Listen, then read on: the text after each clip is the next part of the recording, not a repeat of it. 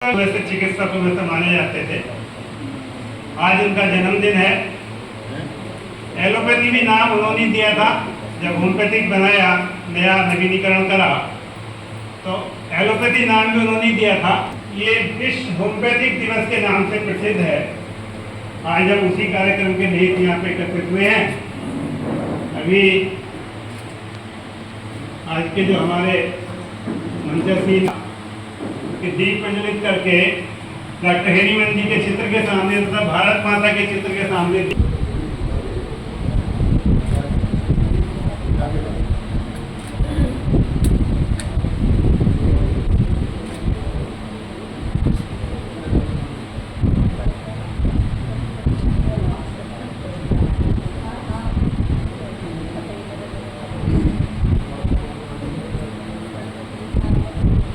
शुरू करने से पहले अतिथियों का स्वागत।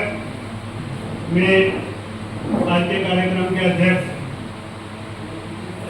काशीपुर के नगर निगम के महापौर श्रीमान दीपक वाली जी का स्वागत करने के लिए मैं डॉक्टर सूर्यपाल सिंह जी को आमंत्रित करूंगा। डॉक्टर सूर्यपाल सिंह, मैं डॉक्टर रजनीश शर्मा जी से निवेदन करूंगा कि उनका स्वागत करें।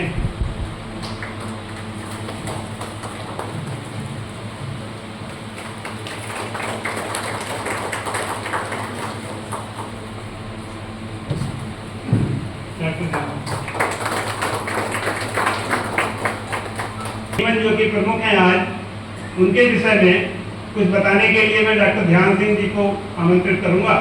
उनके बारे में थोड़ा सा संक्षिप्त में उनका जीवन परिचय तथा उनके बारे में कुछ बताएं कि वो कितने विद्वान थे, थोड़ा सा विषय में उनकी जानकारी दें।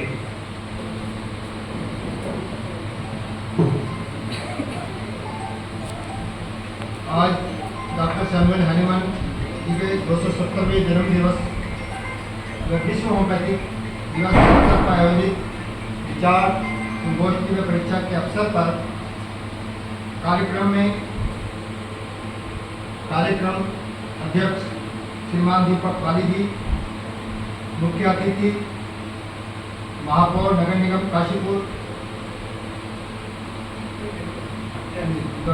मुख्य अतिथि डॉक्टर महेश चंद्र जोशी जी, जिला होम्योपैथिक चिकित्सा अधिकारी उधम सिंह नगर, मुख्य वक्ता हमारे बीच में डॉक्टर हरीश रोटेला जी कर रहे हैं और नगर और क्षेत्र से उपस्थित प्रबुद्धजन। डॉक्टर सैमुअल हैनीमन का जन्म दिवस के उपलक्ष्य में थोड़ा उनका जीवन परिचय के लिए मुझे डॉक्टर जी ने बोला है। डॉक्टर हैनीमन जी का पूरा नाम doctor Christian Friedrich Samuel Hahnemann. उनका जन्म 10 अप्रैल 1755 को जर्मनी के मिशिन शहर में एक चीनी मिट्टी के बर्तन चित्रकार के बेटे के रूप में हुआ था तथा मृत्यु फ्रांस में पेरिस एक जगह है जो राजधानी भी है शायद वहाँ की, 2 जुलाई 1843 को हुई थी। डॉक्टर हैनीमन होम्योपैथी के दूरदर्शी संस्थापक थे। उस समय रोगियों का इलाज का तरीका बहुत कठोर था, जैसे कि नस काट देना, शरीर की अशुद्धियों को निकालने के लिए नस काटना। पहले वो लगाते थे जोक लगाने का था और दस्तावर दवाई देके था, दस्त पैदा करके। फिर इस तरह से बीमारी को ठीक करने के तरीके थे जो अमानविक थे। ये सब तरीके उनको पसंद नहीं है डॉक्टर हैनीमन को। फिर डायरेक्ट डॉक्टर हैनीमन कुछ दिनों के डॉक्टर हैनीमन अपने जो जीवनचर्या थी वो जनरली जो अनुवाद के रूप में करते थे, उनको जर्मन और लैटिन, फ्रेंच, ये उन्हें इस तरह के लक्षण पैदा करती है, इसलिए ये मलेरिया को ठीक करने में सक्षम है। इसी प्रकार उन्होंने और कई तरह की सब्जी, फल, रसायन, कई विषाक्त पदार्थों पर भी अध्ययन किया और प्रयोग किया और उनके जो अपने ऊपर और फिर अपने साथियों के ऊपर उसमें जो लक्षण पैदा हुए उनके प्रयोग में, तो उनको दवाई के रूप में देकर और उनको प्रैक्टिकल रूप में ये एक सिद्धांत पारित किया कि होम्योपैथिक दवाई इसी सिद्धांत पर आधारित है कि जिस पदार्थ से के इस्तेमाल करने से अगर कोई लक्षण शरीर के अंदर पैदा हो रहा है स्वस्थ व्यक्ति के अंदर, तो बीमार व्यक्ति में उस तरह के लक्षण पाए जाने पर वो दवाई ठीक कर सकती है, वो पदार्थ भी ठीक कर सकता है। ये एक तभी से एक होम्योपैथिक का आविष्कार हुआ और होम्योपैथिक का जन्म हुआ। राष्ट्रीय स्वयंसेवक संघ है, इसके डॉक्टर केशव राम बलिराम हेगेवार जी हुए। उन्होंने एक समाज को ट्रीट करने के लिए, समाज को ठीक करने के लिए जो हमारे भारतीय समाज में त्रुटियां आई थी, दोष आए थे, उनको ठीक करने के लिए एक ऐसा रास्ता चुना जिसका नाम राष्ट्रीय स्वयंसेवक संघ है। तो आज दोनों का एक संगम है। डॉक्टर हैनीमैन जी ने जो विलक्षणता थी, जो होम्योपैथी का उत्कर्ष था, प्रथम विश्व युद्ध तक उत्कर्ष था होम्योपैथी का, अनेक कारणों से कुछ विशिष्ट कारण थे जिसके कारण होम्योपैथिक को ड्रॉबैक करना पड़ा, दबा दिया गया और फ्रॉड घोषित कर दिया गया। इसके पीछे एक साजिश थी। वो होम्योपैथी का क्या था, एक क्लू उसके लिए मैं डॉक्टर रंजीत जी को आमंत्रित करूंगा। वो थोड़ा होम्योपैथी के जो आज फिर होम्योपैथिक फिर 2004 के बाद जिस कारण से होम्योपैथी को ब्लैक लिस्टेड किया गया था, वो आज फिर विश्व में मान्यता है और अनेक देशों में फिर से समृद्धि की तरफ दौड़ रही है। और भारत में तो पूरी तरह उसका बिगड़ा उठा लिया है कि इससे सस्ती और इससे अच्छी चिकित्सा कोई नहीं होगी। डॉक्टर रंजीत मंच, सम्मानित सदन, बहुत कुछ कहना चाहता हूँ, समय बहुत कम दिया गया है। बहुत शॉर्ट में कुछ कटाक्ष के साथ जो दिल पर लगे, सरकार के भी लगे, हमारे पास पूरा होम्योपैथिक चिकित्सा अधिकारी भी बैठे हुए हैं, नगर के महापौर जी भी बैठे हुए हैं। तो बहुत से ऐसी अपने दिल की बातें भी कहूँगा जो शायद सबके हित में हो, उसको बुरी लगे कोई बात नहीं, लेकिन मैं कहूँगा वर्ल्ड होम्योपैथी दिवस आज हम मना रहे हैं, तो एक अपने अंदर गर्व की बात होनी चाहिए कि हम होम्योपैथी फिजिशियन हो। सबसे पहला, जब तक अपने ऊपर आप प्राउड नहीं करेंगे, प्राउड टू बी होम्योपैथ, तब तक हम आगे नहीं बढ़ सकते। इन्फीरियरिटी कॉम्प्लेक्स कभी नहीं आना चाहिए कि एलोपैथी डॉक्टर ने इतना कमा लिया, उसने हॉस्पिटल बना लिया, उसके बाद इतनी क्यों लगती है, इतना टोकन बांटते हैं, तब पेशेंट देखता है। आप भी कर सकते हैं, अपने मुँह से नहीं बोलना चाहिए, मैं भी टोकन बांटता हूँ, आराम से करता हूँ, तो कर सकते हैं, ऐसा कुछ नहीं। वर्ल्ड हेल्थ ऑर्गेनाइजेशन का स्टेटमेंट आपने देखा होगा, homeopathy is the second largest accepted system of medicine world wide.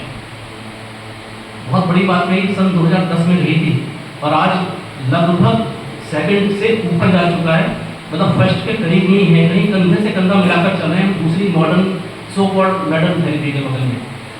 थोड़ा सा मेहनत अगर हम और करेंगे तो नंबर 1 भी जा सकते हैं। हमें जीतने की जरूरत नहीं है, हम ये नहीं कहते हम कंप्यूटर्स हैं, लेकिन हम समानांतर आ सकते हैं, बराबरी पर आ सकते हैं, हो सकता है आगे भी। विडंबना कहाँ से आती है, जब हम मिलकर काम नहीं करते, वो भी नहीं पता होते और हमें अपनी लिमिटेशंस भी नहीं पता होती। कई बार हम वो काम करने लगते हैं अपनी प्रैक्टिस को जो हमारे नहीं करने चाहिए, जो इलीगल है, जिसे क्रॉसपैथी बोलते हैं। कई बार अजाने अनजाने में वो कर बैठते हैं जो गलत है, इसलिए हम पीछे कहलाते हैं। होम्योपैथी का जो योगदान जो आज हम महसूस करते हैं पूरे वर्ल्ड में, इतना कम करने के बाद भी अगर हम second largest system of healing art बन सकते हैं, थोड़ा मेहनत करके तो हम नंबर 1 भी आगे जा सकते हैं। करना क्या होगा, अपने को थोड़ा एनरिच करना पड़ेगा, अपने क्लिनिक्स को थोड़ा मॉडर्नाइज करना पड़ेगा।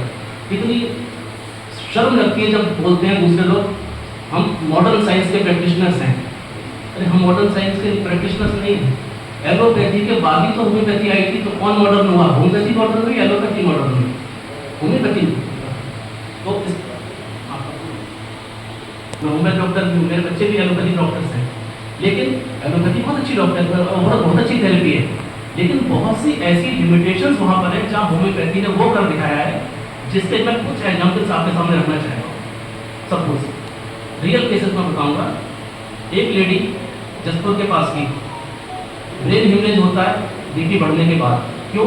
घर में थोड़ा सा झगड़ा हुआ, बीपी बढ़ा, ब्रेन हेमरेज हो गया, कोमा में चली गई। एक न्यूरोसर्जन के पास पेशेंट आई जाती है, जहाँ से लगभग 15 लाख का एस्टिमेट दिया जाता है कि 5 लाख एडवांस जमा करो फिर हम आपका ब्रेन खोलेंगे। बचने के चांसेस, ठीक होने के चांसेस 10% के आसपास रहेंगे। पेशेंट गरीब है, पेशेंट पैसा नहीं दे पाता, पेशेंट होम्योपैथी ट्रीटमेंट के लिए आता है, पेशेंट को स्टेबलाइज करते हैं। क्यों? क्योंकि उसको जिंदा रखने के लिए उस होम्योपैथी डॉक्टर के पास वो आईसीयू उपलब्ध है, जिसमें कि वो होम्योपैथी ट्रीटमेंट देने के साथ साथ उसको वेंटिलेटर पर रख सकता है और उसको होम्योपैथी ट्रीटमेंट दे सकता है विद लाइफ टाइम, जो लाइफ सपोर्टिंग थेरेपी है उसके साथ। पेशेंट 3 दिन में ठीक होती है, कोमा से बाहर आती है, वेंटिलेटर हटाया जाता है और 1 हफ्ते में डिस्चार्ज होकर मात्र 20,000 रुपये के खर्चे पे वो लेडी ठीक हो जाती है। क्यों? Single dose of opium 1000। लेकिन हिम्मत कब होती है? जब पीछे से एक न्यूरोसर्जन कंधे में हाथ रखकर खड़ा हुआ है, डॉक्टर साहब आप करो, मैं आपके साथ हूँ। डर क्या लगता है? अगर पेशेंट को कुछ हो गया तो मैं होम्योपैथी वाले ने मार दिया। एलोपैथी में ब्रेन खोल के मर जाए कुछ नहीं है, वैसी मर जाए, होम्योपैथी नहीं है। तो क्या करना पड़ेगा? एक बोल्डनेस, जो न्यूरोसर्जन का हाथ मेरे पीछे था, ऐसा एक वर्चुअल हैंड हमारा अपना भी हो सकता है। हम भी ऐसे काम कर सकते हैं। लिमिटेशंस कर दिए, बहुत बड़ा रेयर था मेरा कि मेरे पास न्यूरोसर्जन था जो मैंने इस काम कर लिया। अकेला मैं भी नहीं कर पाता क्योंकि एक बैग चाहिए। अब इसमें आप क्या क्या कर सकते हैं? लाइफ सपोर्टिव ट्रीटमेंट जितना भी आपके पास है वो सब आप कर सकते हैं। बॉस को, डॉक्टर साहब को पता है, ये तो साहब को आप, मैंने RTI दे रखी है, सबकी मेरे पास जवाब है। आप ऑक्सीजन दे सकते हैं पेशेंट को, उसमें लिखा हुआ है oxygen, saline, electrolyte, fluid imbalance के समय आप उसको IV थेरेपी से जो भी वगैरह वगैरह लिखे लिखवा के दिया हुआ है, उससे आप ट्रीट कर सकते हैं। तो वगैरह वगैरह में बहुत कुछ आता है। आप ऑक्सीजन कैसे देंगे? मास्क लगा के देंगे, बाइपैप से देंगे या वेंटिलेटर से देंगे। 3 चीज़ आपके पास है। बाइपैप को लोग घर में लगा लेते हैं, लेमन लगाता है। जब वो लेमन लगा सकता है तो हम क्यों नहीं लगा सकते? तो इससे क्या होगा? अगर हम छोटी छोटी चीज़ें इस तरह की अपने क्लिनिक्स में रखना शुरू करें, उनकी बाकायदा ट्रेनिंग भी ले लें, कोई बात नहीं, कोई उम्र नहीं होती इस काम की, तो क्या होगा? हम बहुत अच्छे क्लिनिक्स बना सकते हैं और हम भी मॉडर्न होम्योपैथ्स कहला सकते हैं। जब तक हम उनके पास से मॉडर्न शब्द अपने साथ अटैच नहीं करेंगे, हम थोड़ा पीछे रह जाएंगे। होम्योपैथी ने पूरे संसार को बदल कर रख दिया। आप देखिए, आईसीयू के अंदर होम्योपैथी पहुंच चुकी है। बहुत से ऐसे मैं एलोपैथी डॉक्टर्स को जानता हूं जो आईसीयू में होम्योपैथी मेडिसिन इस्तेमाल करते हैं। हालांकि क्रॉसपैथी है, जब एक होम्योपैथी डॉक्टर एलोपैथी नहीं दे सकता तो एक एलोपैथी डॉक्टर भी होम्योपैथी मेडिसिन नहीं दे सकता, लेकिन आईसीयू में सब चलता है पेशेंट की जान बचानी है। तो होता क्या है कि पेशेंट आया, कार्बोवेज, एक कॉमन प्रैक्टिस है एलोपैथिक आईसीयू के अंदर, कार्बोवेज तो अंधाधुंध चलती है। अभी कोविड में देखा होगा एस्पिडोस्पर्मिया, पूरे हिंदुस्तान में एस्पिडोस्पर्मिया नाम की दवाई गायब हो चुकी थी, लोगों ने ब्लैक में बेची है। क्यों? एलोपैथी डॉक्टर्स ने भी बहुत इस्तेमाल की, गायब हो गई मार्केट से। डोजेस, होम्योपैथी डॉक्टर तो 2-4 बूंद ही देता, 1-8 बूंद देता, 10-10 बूंद, 20-20 बूंद पिला दी उन लोगों ने। उन्हें पता नहीं था कैसे दी जानी चाहिए। और सर्वाइवल रेट होम्योपैथी वाले जो कोविड के पेशेंट थे उनकी बहुत अच्छी थी, दूसरे में भी ठीक थी, लेकिन होम्योपैथी वाले में कुछ इतना अच्छा देखा कि मैंने दोनों थेरेपी करके देखी, दोनों तरह के पेशेंट देखे, तो होम्योपैथी को उसका रिजल्ट कम से कम 70% आगे रिजल्ट था, कैजुअलिटी बहुत कम थी। इस चीज़ को WHO ने भी रिकॉग्नाइज किया। जो कोविड पे रिसर्च हुई थी, CCRH ने जो रिसर्च बना के भेजी थी, WHO उसको देख के बहुत प्रभावित हुआ और उसने भी स्टेटमेंट दिया कि होम्योपैथी में जो है एक बहुत बड़ी शक्ति अंदर मौजूद है और इससे बहुत अच्छे अच्छे ट्रीटमेंट किए जा सकते हैं, जिसमें और रिसर्च की ज़रूरत है। उसने इतना लिख के दिया।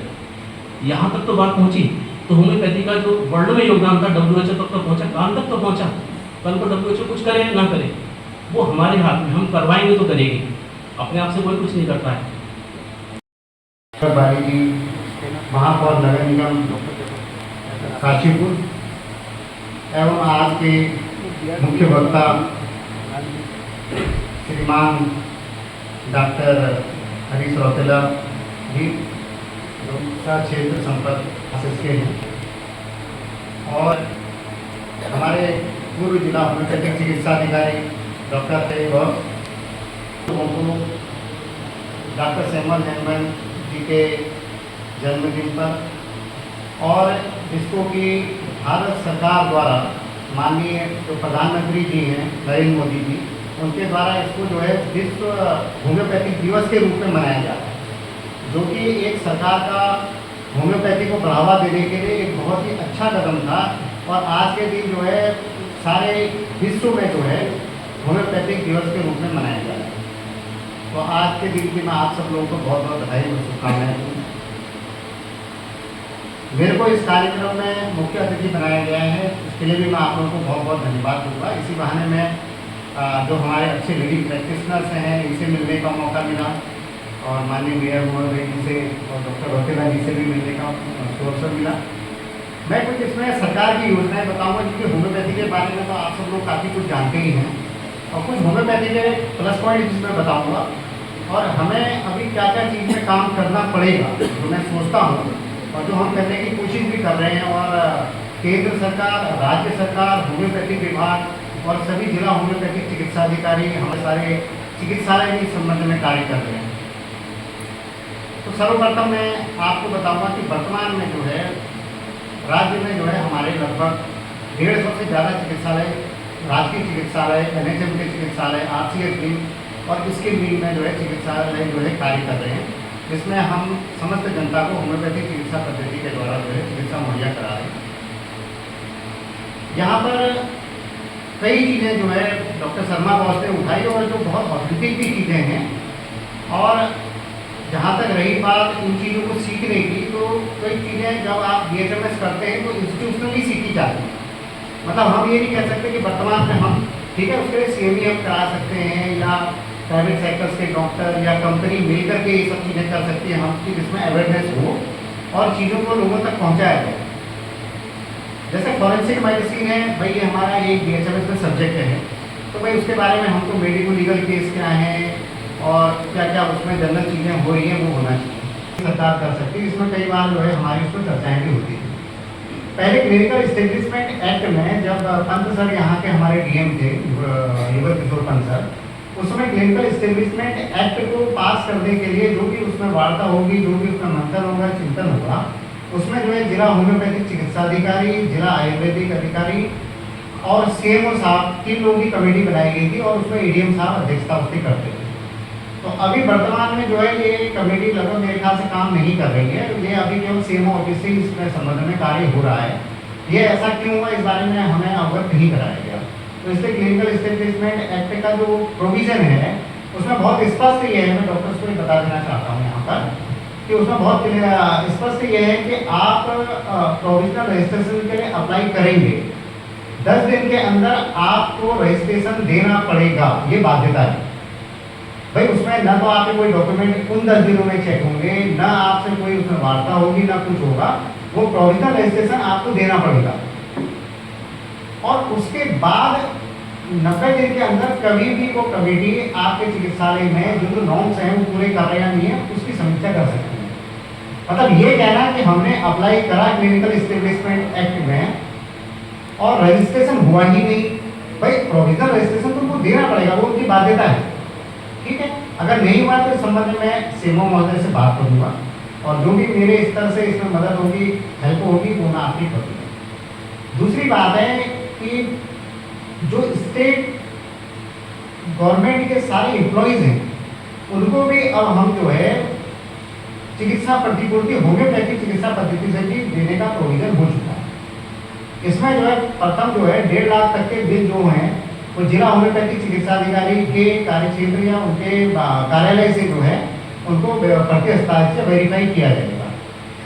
लेकिन मुझे ये कहना यहाँ पर थोड़ा सा दुख हो रहा है कि हमारे अधिकतर प्रैक्टिशनर्स जो एक जो फॉलोअप होता है और जो कैसे उसको किया जाए उसके बारे में जो बेसिक प्रक्रिया है वो नहीं जानते। देखिए सबसे पहले जब मरीज आता है तो सबसे पहले वो अपनी बीमारी बताएगा, तो आप उसको प्रिस्क्रिप्शन देंगे अपने पंजीकृत पेड में, ठीक है। उसके लिए आप मैक्सिमम जो नियम है उसमें 350 रुपये तक आप चार्ज कर सकते हैं जो आपको मिलेगा। तो वो तो केवल आपके प्रिस्क्रिप्शन का हो गया। उसके बाद आप दवाई लिखेंगे। अब अधिकतर डॉक्टर्स करते क्या है कि अपने यहाँ से दवाई भी दे देते हैं, उस दवाई की बिलिंग नहीं होती है, अब उसी में वो चार्ज। अब जैसे मेरे पास कई बिल आए अभी, उसमें भाई हमने ऑब्जेक्शन ये लगाया कि उसमें लिखा है कि भाई ये बीमारी का ट्रीटमेंट और इतने पैसे रिसीव भी करे, 5,000, 8,000, 10,000 समथिंग। भाई उसको आप बाइफरकेट भी तो करेंगे कि भाई ये तो हमारा जो है परामर्श शुल्क है, ये हमारा औषधि का शुल्क है, ये पैथोलॉजिकल चार्जेज हैं, ये इन्वेस्टिगेशन है, तो ये रेडियोलॉजी है, मतलब सारी चीज़ें।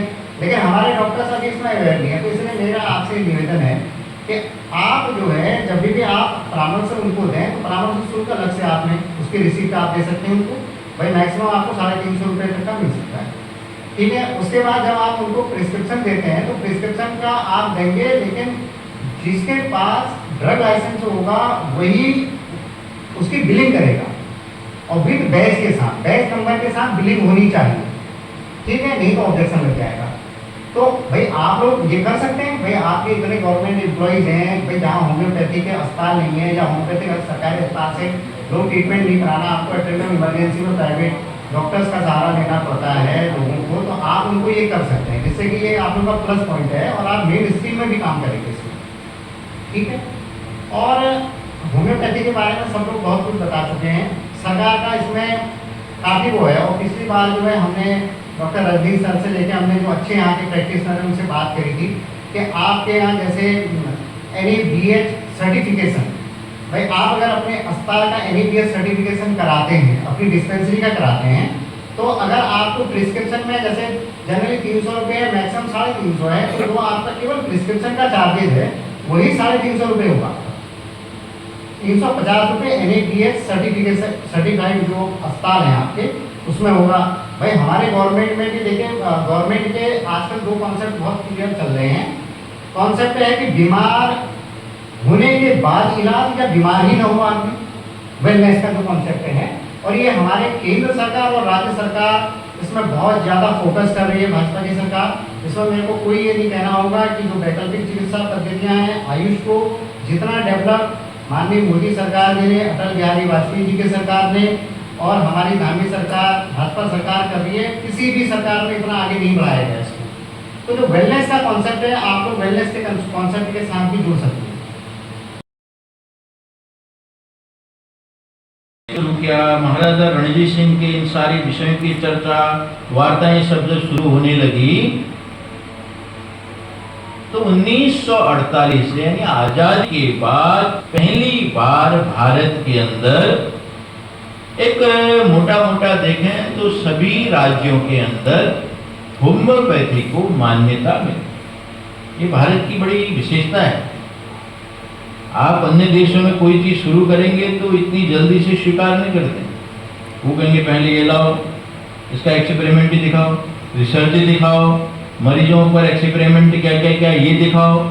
आपके सामने इतनी चीजें लाकर रख देंगे, जैसे वो डॉक्टर साहब बता रहे थे भी भाई ये समस्याएं हैं, वो तो कहते हैं भाई मेडिकल कॉलेज अगर तुम्हारा है उसमें जो लैब है, लैब से निकलने वाला जो पानी है उसको इतनी प्यूरिफाई करो लैब के गंदे पानी को कि उसमें मछली का भी पालन हो सके। अभी क्यों होता है आप लोग को भी समझने की जरूरत है। अभी नियम क्यों बनाया गया? आप नियम पूरा कर नहीं पाएंगे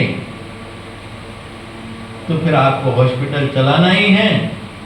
तो इसलिए सरकारों ने व्यवस्था ही पूर्व में ऐसी बनाई ताकि देश का हर नागरिक जो भी काम करे उसमें वह स्वतः ही भ्रष्ट हो जाए। अब जब स्वतः ही होगा तो सरकार से दबा रहेगा, तो सरकार से स्वतः ही हमेशा दबा रहेगा तो भ्रष्ट व्यवस्था का समर्थन करना पड़ेगा, तो भ्रष्ट सरकारें आएंगी। तो इसलिए वो देश जिस भारत को फिर से आजादी की 75 वर्षों के बाद सोने की चिड़िया हो जाना चाहिए वो बन नहीं पाए। आपको ये बात मैं क्यों कह रहा हूं?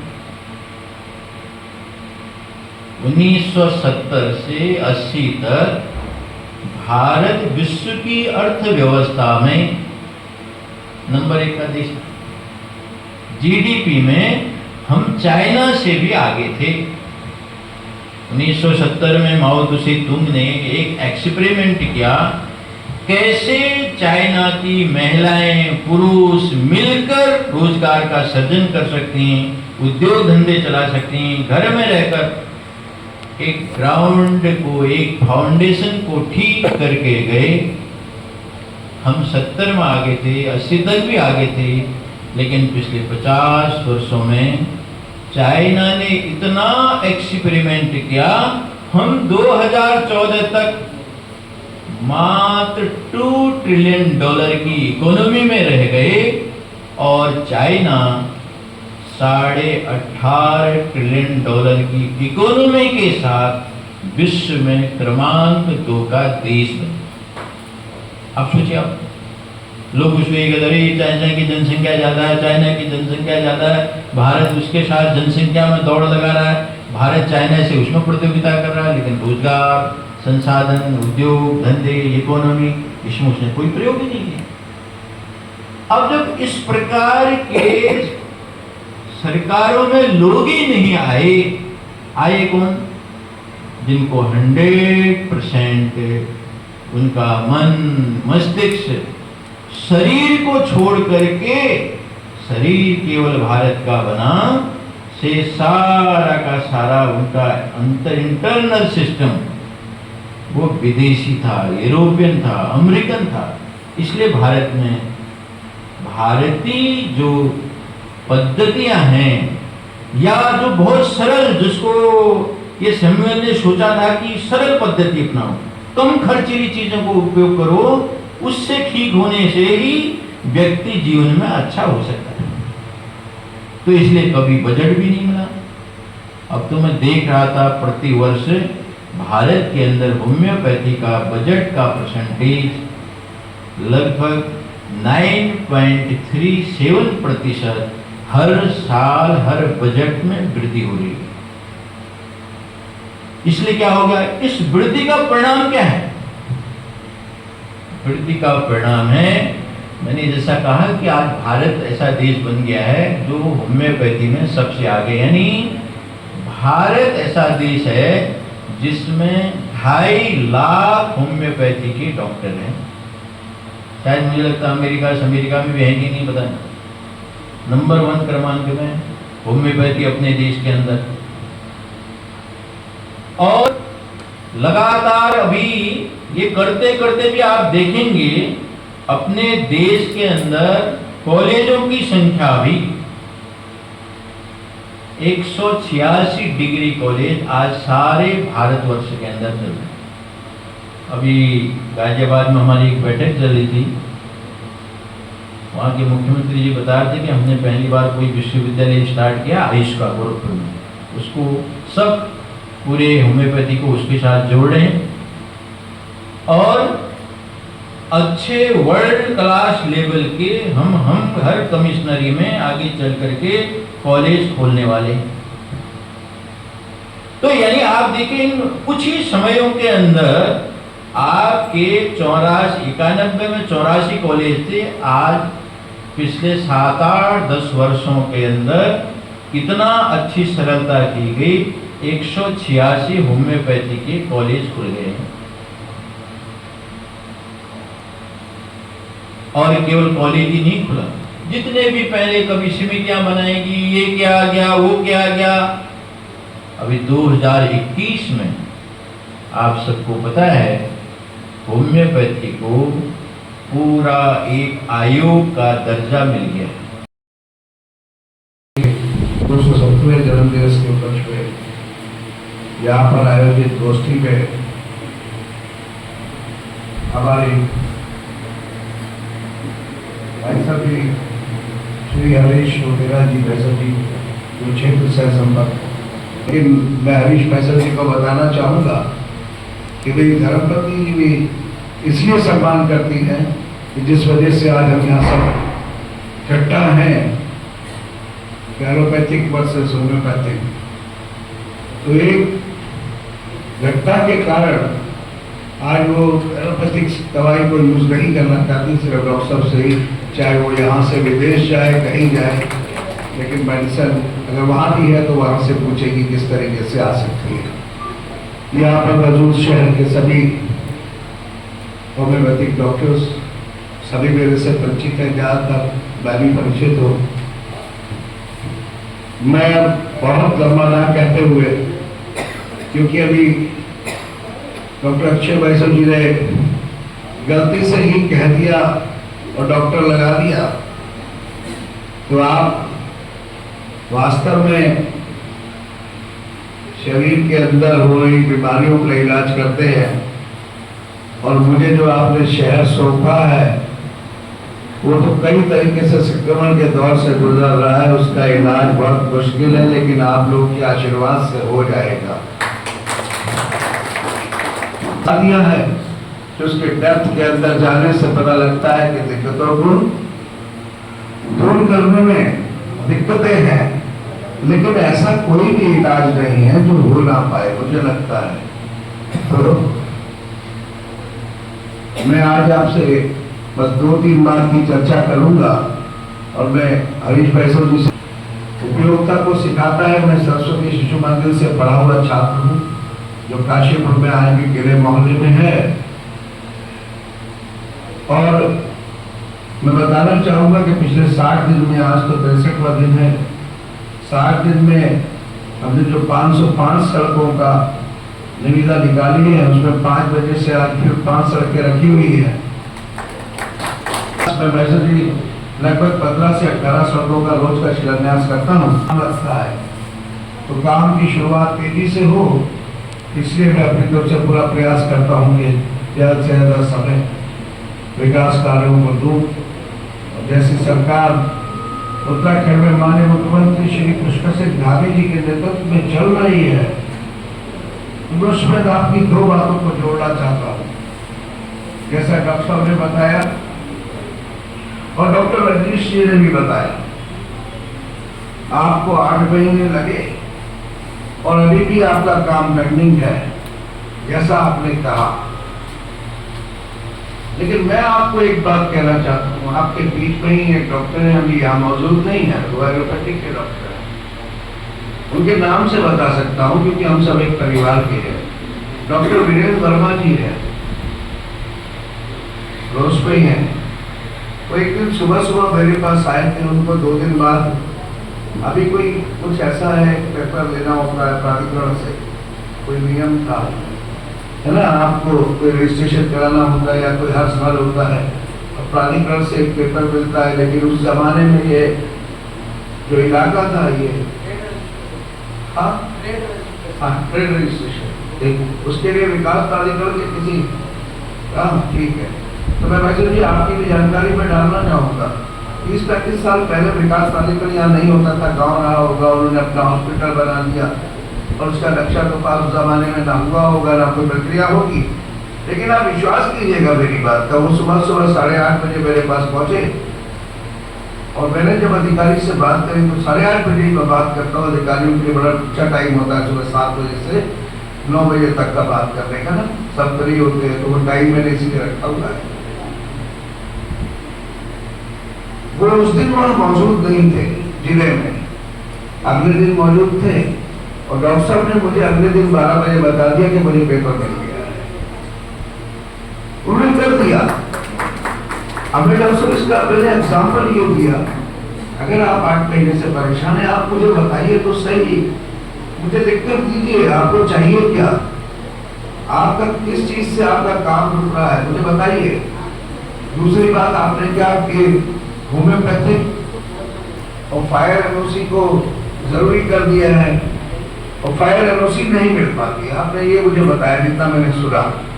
इस पर भी मैं बोलूंगा कि देखिए, पॉजिटिव और नेगेटिव दोनों चीजें साथ साथ चलती हैं। कोई भी नियम बनाया जाता है तो वो सकारात्मक रूप से बनाया जाता है शासन और सरकारों के द्वारा, लेकिन कई बार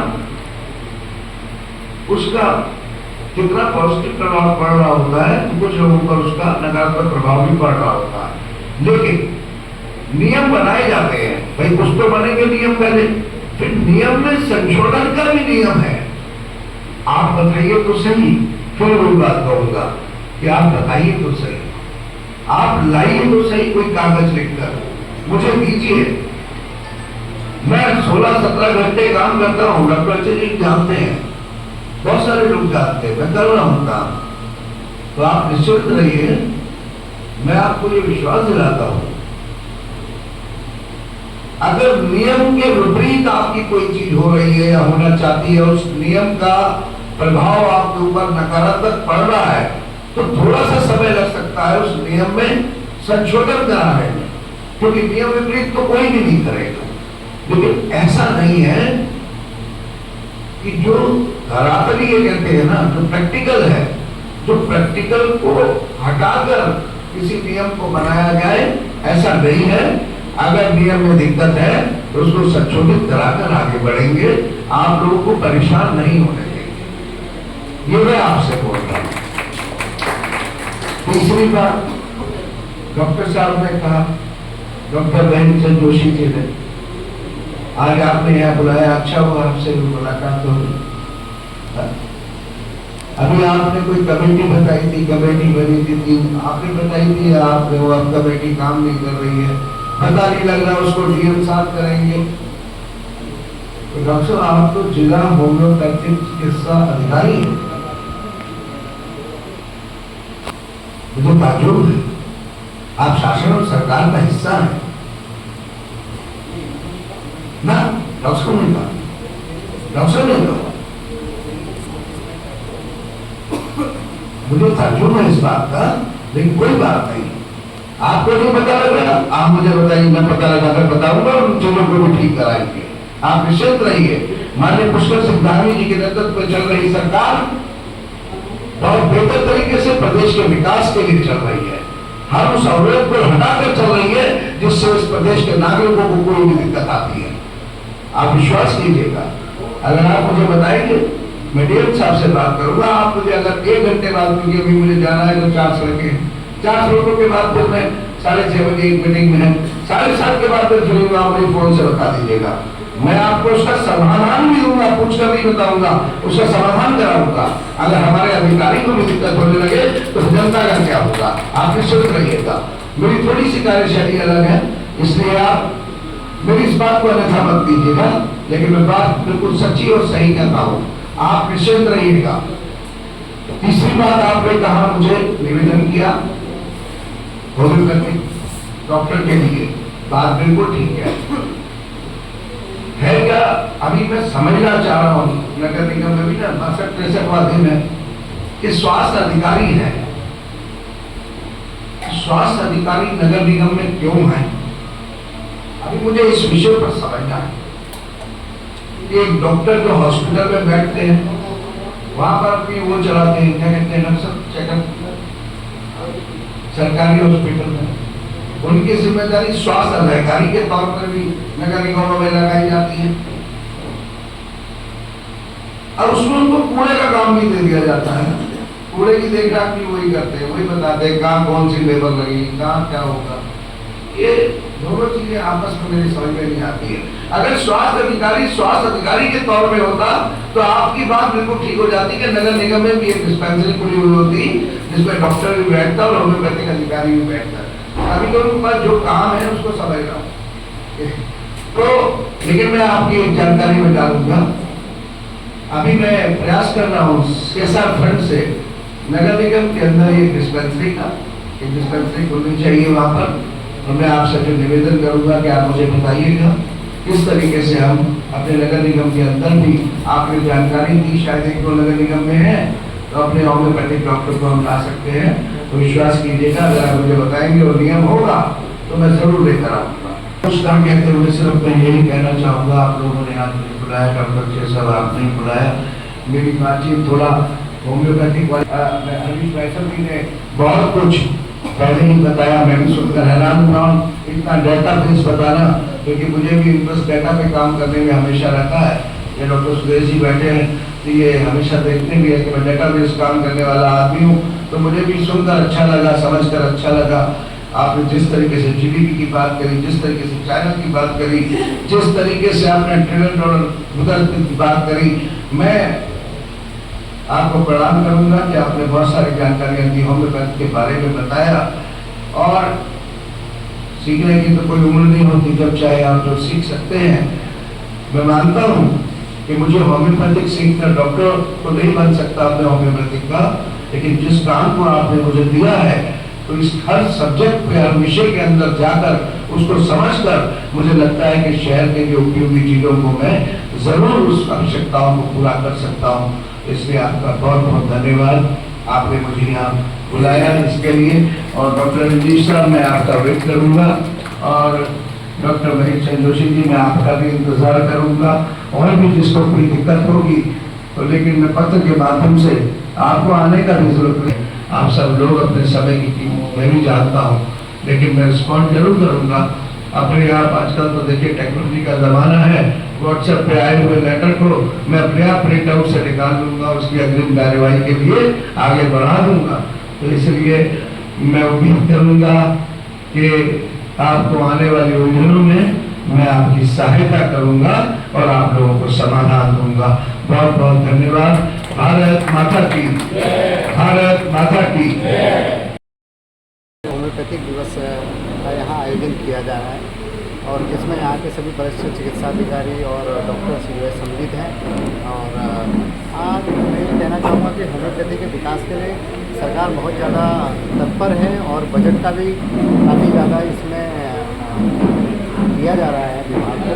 और आयुष वेलनेस सेंटर भी डेवलप किए जा रहे हैं। हमारे बाजपुर में जो Ayush health and wellness centre है वो भी काफ़ी अच्छा काम कर रहा है, जिसमें योगा भी हो रहा है, जिसमें पैथोलॉजिकल जांचें भी हो रही हैं और उसमें आउटरीच कैंप भी लगाए जा रहे हैं। और सरकार जो होम्योपैथी के विकास के लिए बहुत ज़्यादा काम कर रही है। इसमें जो है जितने भी सरकारी हमारे कर्मचारी अधिकारी हैं उनको भी HGHS के तहत जो है स्वास्थ्य लाभ के लिए जो है होम्योपैथी चिकित्सा पद्धति से अगर वो चिकित्सा कराते हैं तो उसका भी उनको जो है चिकित्सा प्रतिपूर्ति देने का प्रावधान सरकार ने कर दिया है। तो सरकार की ओर से काफ़ी इसमें बढ़िया काम हो रहा है। केंद्र सरकार भी काफ़ी बजट कर रही है, डॉक्टर्स की नियुक्तियाँ हो रही हैं, नए नए अस्पताल भी खुल रहे हैं हमारे। सर, होम्योपैथी के विकास की बात हो, होम्योपैथी की दवाइयाँ और पैथी की तुलना में महंगी नहीं है अभी भी, आप अगर तुलनात्मक रूप से करेंगे, क्योंकि होम्योपैथी चिकित्सा पद्धति में सबसे कम दवाइयों का इस्तेमाल किया जाता है। जैसे अन्य चिकित्सा पद्धतियों में तुलनात्मक रूप से ज़्यादा दवाइयाँ दी जाती हैं, सप्लीमेंट्स दिए जाते हैं, लेकिन होम्योपैथी में इसका प्रावधान नहीं है। होम्योपैथी में मिनिमम दवाइयाँ उपलब्ध कराई जाती हैं और अन्य चिकित्सा पद्धतियों की तुलना में अगर आप देखेंगे, तुलना करेंगे, तो होम्योपैथी आज भी सबसे सुलभ, सबसे सस्ती और बिना किसी दुष्प्रभाव के चिकित्सा करने वाली पद्धति के रूप में भारत में काफ़ी प्रचलित है। देखिए, बहुत उत्साह का समय है और सभी होम्योपैथ्स और जो गणमान्य व्यक्ति यहाँ पर आए, DHO साहब आए या मेयर साहब आए या हमारे प्रवक्ता साहब आए, बहुत अच्छा सहयोग रहा, बहुत अच्छा समारोह रहा। और मैं कुछ बोलना चाहता था उस समय जब मेरी स्पीच हो रही थी, तब भी हनीमैन साहब की मैंने जन्म कुंडली बनाई थी। तो इनका जन्म रात को 11:55 पे जब 10 अप्रैल 1755 में हुआ था, तो उसमें क्लियर कट लिखा हुआ था उन्हें कितना एजुकेटेड होंगे, कितना संघर्ष करना पड़ेगा, कितने देशों में उन्हें भटकना पड़ेगा, घूमना पड़ेगा। और ये भी लिखा हुआ था कि किस तरह से वो एक नई चीज़ का प्रचार करेंगे।